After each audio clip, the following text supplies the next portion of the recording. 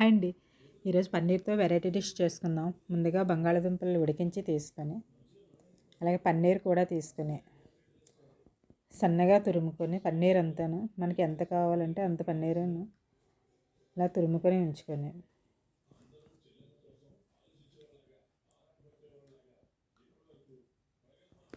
ఇప్పుడు ఉడికించిన దుంపలు కూడాను మెత్తగా స్మాష్ చేసుకుంటే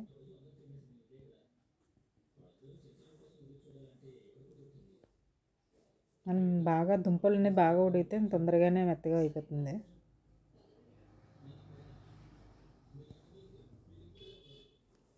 పన్నీర్ తురుము వేసి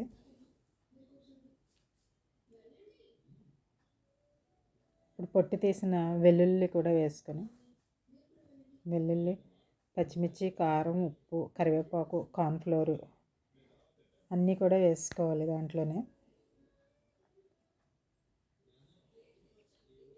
అలాగే చిటికెడు పసుపు కూడా వేసుకొని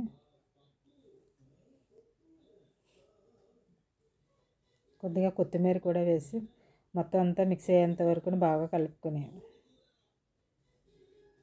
ఇప్పుడు చేతులకి ఆయిల్ అప్లై చేసుకుంటే మనకి ఉండ అనేది చేతులకి అంటుకోకుండా సాఫ్ట్గా వస్తాయి. మనం ఏ షేప్లో అయినా చేసుకోవచ్చు. ఇలాగా ఎగ్ షేప్లోనే చేసుకోవాలి. ఇక్కడ మనకి ఎప్పుడైనా మనకి కార్తీక మాసంలో అది ఎప్పుడైనా ఎన్వి కావాలి అని పిల్లలు ఎప్పుడైనా అడిగేటప్పుడు ఎగ్ కర్రీలో ఉంటుంది. కర్రీ చేసుకుంటే వీటితోటి మనం ఎగ్ షేప్లో కూడా చేసుకుని అచ్చం ఎగ్లాగే వస్తాయి ఇవి.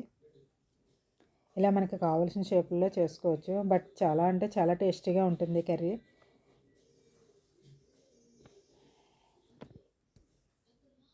మొత్తం అన్నీ ఉండలుగానే చేసుకుని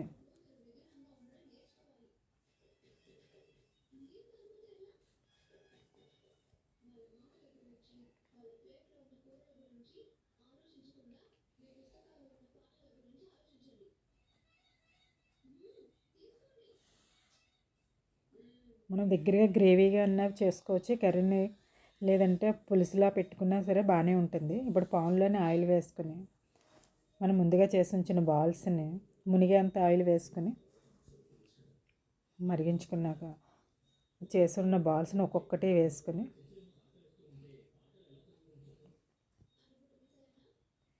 మంచి బ్రౌనిష్ కలర్ వచ్చేంత వరకు వేయించుకుంటే, వేసి ఒక్కసారి ఒక 2 మినిట్స్ ఉంచిన తర్వాత తిప్పితే మనకి మంచి కలర్ అనేది వస్తుంది.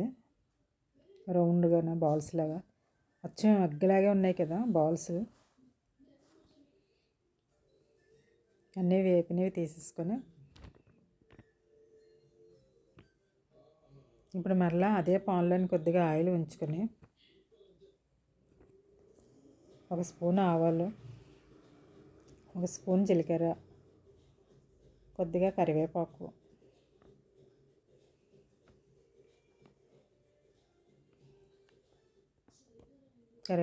పచ్చిమిర్చి, ఉల్లిపాయ ముక్కలుగా కట్ చేసుకొని అన్నీ వేసుకొని మంచి కలర్ వచ్చేంత వరకు వేపుకున్న తర్వాత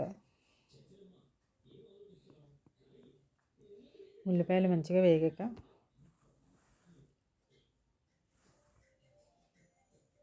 ఇప్పుడు చిటికెడు పసుపు వేసుకొని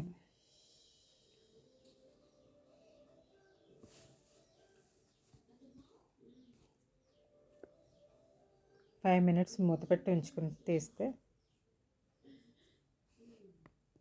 మనకి ఉల్లిపాయ అనేది బాగా మగ్గుతుంది. టమాటాలు కూడా చిన్న ముక్కలు కట్ చేసుకొని ఉంచుకున్నవి కూడా వేసుకొని అది కూడా బాగా మగ్గిన తర్వాత తగినంత ఉప్పు, కారం,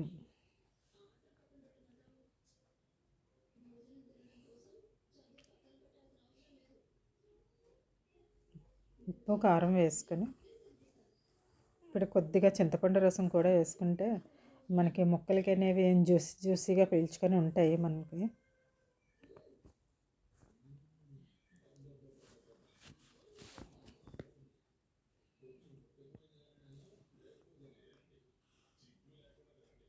చింతపండు గుజ్జు వేసుకొని